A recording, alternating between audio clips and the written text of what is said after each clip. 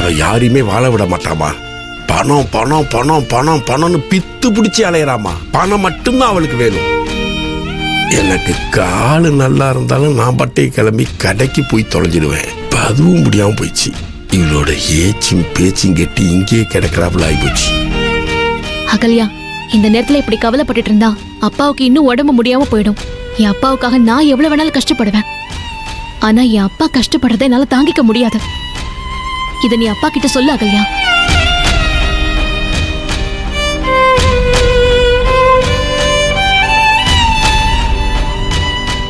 யாரு என்ன வேணாலும் சொல்லிட்டு போட்டோம். அப்பாவை இந்த காதல வாங்கிட்டு அந்த காதல விட சொல்லிடு. அப்பாவுக்கு குணமாகற வரைக்கும் நான் இந்த குடும்பத்தை பார்த்துப்பேன். வரேன்.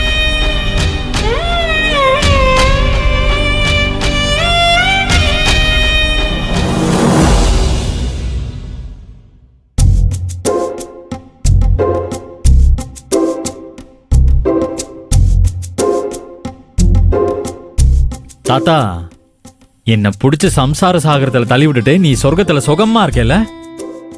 கடல்ல அலை அடிக்கிற மாதிரி பிரச்சனை அடிச்சு தள்ளிக்கிட்டு இருக்கு. என்னால சமாளிக்கவே முடியல.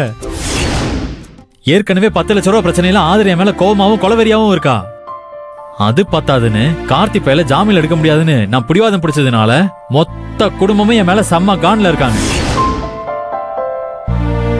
இதெல்லாம் சாதாரண ஆளுங்கன்னா இதை தாண்டி சுனாமி அலை மாதிரி இன்னொரு பிரச்சனை இப்ப அடிக்க ஆரம்பிச்சிருக்கு.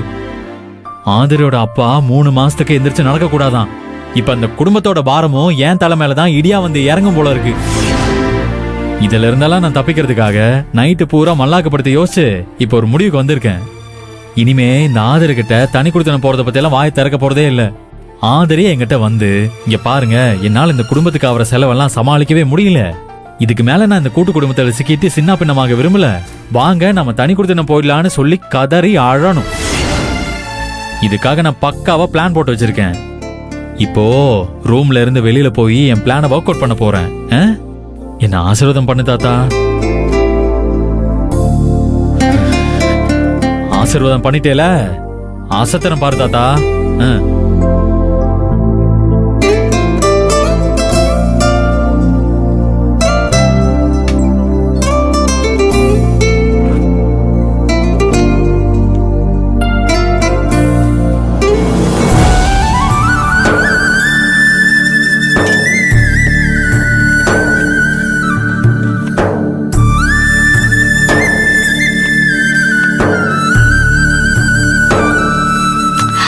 மாமா, உங்களுக்கு எதுக்கு மாமா இந்த வேலையெல்லாம்?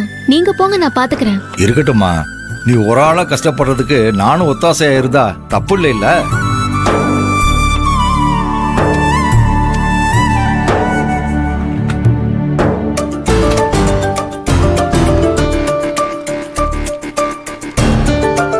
இதுல 15,000 ரூபா இருக்கு.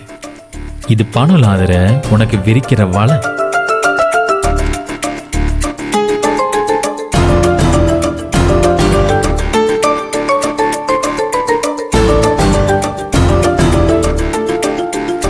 வர தாத்தா.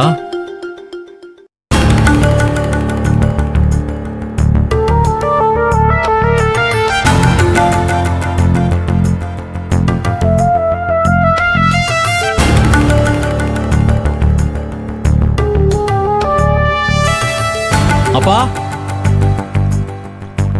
அப்பா. இதோ வரேப்பா.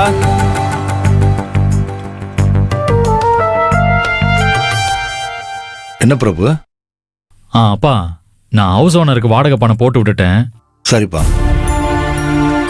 இந்தாங்க, மற்ற செலவுக்கெல்லாம் பணம் வேணும்ல, இதை வச்சுக்கோங்க. பிரபு, இந்த வீட்டுக்கு ஆதிர மருமகளா வந்ததுக்கு அப்புறம் ஆதிர தான் இந்த வீட்டோட நிர்வாகத்தை பார்த்துக்கணும். அதனால ஆதிரிக்கிட்டே இந்த பணத்தை கொடுத்துருப்பா. இதுதான் எனக்கும் வேணும். இப்பதான் கரெக்டா என் வழிக்கு வந்திருக்கீங்க. ஆதிர, இங்க வா. இதோ வரேங்க.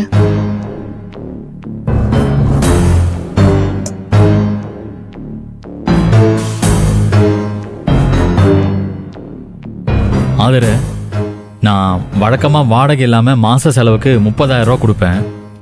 ஆனா இனிமே அது முடியாது. ஏன்னா கல்யாணத்துக்கு வாங்கின கடன் எல்லாம் என்னை சுத்தி நின்றுகிட்டு கழுத்தை நெரிச்சுக்கிட்டு இருக்கு. அதெல்லாம் கொஞ்சம் கொஞ்சமா கொடுத்து சரி பண்ணி ஆகணும். அதனால இந்த மாசத்துல இருந்து 15,000 தான் தர முடியும். இந்தா.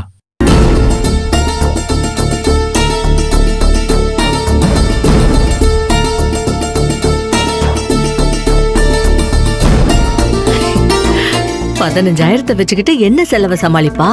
செத்தா இந்த சிவபிரகாசம் மக.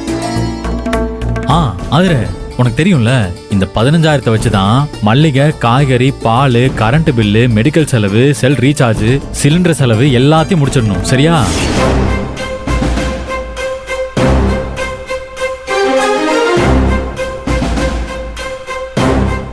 அப்புறம் இதுக்கு மேல இருக்கிற பேலன்ஸ் அமௌண்ட்டை நீ எனக்கு திருப்பி தர வேணாம். பேங்க்ல உன் அக்கவுண்ட்ல போட்டு வச்சுக்கோ. சேவிங்ஸ்ல இருக்கட்டும். என்ன விளையாடுறீங்களா? இந்த பணம் குடும்ப செலவுக்கே பத்தாது. நீங்க என்ன சேவிங்ஸ் அது இதுன்னு காமெடி பண்ணிட்டு இருக்கீங்க? ஐயோ, என்ன நீ இப்படி சொல்ற? இதுதான் என்னோட பட்ஜெட். இதுக்கு மேல என்னால ₹1 கூட கொடுக்க முடியாது. நீ என்ன பண்ணுவியோ ஏது பண்ணுவியோ எனக்கு தெரியாது. இதுக்குள்ள கட்டு செட்டா குடும்பம் நடத்த வேண்டியது உன் பொறுப்பு. ஓகேவா? பிரபு, இதெல்லாம் ரொம்ப கஷ்டம்பா. அப்பா, உங்களுக்கு தான்ப்பா கஷ்டம். ஆதிரா அதெல்லாம் அடிச்சு தூள் கிளப்பிடுவா, பிரமாதப்படுத்திடுவா. என்ன ஆதிர? பிரபு, நான் சொல்றத தயவு செஞ்சு கேளு. நீ 30,000 ரூபாய் கொடுக்கறப்பவே நான் செலவுக்கு பத்தாம கண்ணு மூடி புதுங்கி போய் நிப்ப. இந்த லட்சணத்துல நீ பாதி அமௌண்ட் தானே கொடுக்குற. இத வச்சு ஆதிர என்ன பண்ணும்? எப்படி செலவுகளை சமாளிக்கும்? ஐயோ அப்பா, உங்களை மாதிரியே நீங்க ஆதிரை நினைச்சிட்டு இருந்தா என்ன அர்த்தம்? ஆதிரைய பத்தி நீங்க என்ன நினைச்சிட்டு இருக்கீங்க? ஆதிரை இந்த வீட்டுக்கு வெளிச்சம் கொடுக்க வந்த மருமக. நான் சொன்ன மாதிரி ஆதிரை இதிலே மிச்சம் பிடிச்சு காட்டலனா நீங்க என்ன என்னடான்னு கேளுங்க. பாரு ஆதிரை. அப்பா பாத்துக்கங்கப்பா, மௌனம் சம்மதத்துக்கு அறிகுறி. உங்ககிட்ட பேசி எந்த பிரயோஜனம் இல்லைன்னு வாய மூடிக்கிட்டு நிக்குது. என்ன பாட்டி? ஒன்னும் இல்லப்பா. ஆதிரை, ஒரு வேலை உன்னால இந்த 15,000க்குள்ள செலவை சமாளிக்க முடியலனா உனக்கு நான் சூப்பரா ஒரு பிளான் சொல்றேன். சிந்தாம சேராம அதை கவனமா கேட்டுக்க. ரேஷன் கடையில நம்ம கார்டுக்கு 20 கிலோ அரிசி கிடைக்கும். அதை அப்படியே வாங்கிரு. அதுக்கப்புறம் அரிசி வாங்காத காடுங்க சில பேர் இருப்பாங்க. அவங்க யாருன்னு கடைக்காரர்கிட்ட கேட்டு கிலோ 10 ரூபான்னு வாங்கிக்க. ரேஷன் கடை அரிசியில இட்லி தோசை பண்ணா சூப்பரா இருக்கும், தெரியுமா? அப்புறம் டெய்லி சோறு வடிச்சு குழம்பு வச்சு கூட்டு பொரியல் பண்ணி செலவை 2 நாளா இழுத்து வைக்காத. நடுவில் இந்த ரசம், லெமன் சாதம், தயிர் சாதம்னு செஞ்சு ஓட்டி விட்டுரு. அப்புறம் மட்டன் கடை இருக்கிற தெரு பக்கமே போயிடாத. சிக்கன் கடைக்கு மாசம் ஒரு தடவை போ. இந்த சிக்கனை தோலோட வாங்கு, அப்ப செலவு கம்மியா இருக்கும். ஏன் பிரபு கண்ணா, காய்கறியாவது வாங்கலாமா? அதெல்லாம் வாங்கலாம். ஆதிர, ஆனா அதுக்கு ஒரு ஐடியா இருக்கு. நீ என்ன பண்ற, நீ போய் பிங்க் கலர் பஸ்ல ஏறிடு. அதுல லேடிஸ்க்கு ஃப்ரீ தான். அதுல ஏறி நேரா கோயம்பேடு மார்க்கெட்டுக்கு போயிடணும். ஆனா மார்க்கெட்டுக்குள்ள போயிடக்கூடாது. வெளியிலேயே இந்த பிளாட்ஃபார்ம்ல காய்கறி எல்லாம் கூறு கட்டி வித்துக்கிட்டு இருப்பாங்க. விலை ரொம்ப சல்லிசா கிடைக்கும். ஒரு வாரத்துக்கு தேவையான காய்கறியை வாங்கிட்டு வந்துடணும். அப்புறம் இந்த கேஸை ரொம்ப எல்லாம் யூஸ் பண்ணக்கூடாது. சூடா வெந்நீர் வேணும்னா ஒரு பாத்திரத்துல தண்ணியை பிடிச்சு வாசல்ல வச்சிடணும். இனிமே வெயில் காலம் தானே, அடிக்கிற வெயிலுக்கு நல்லா சூடாயிரும்.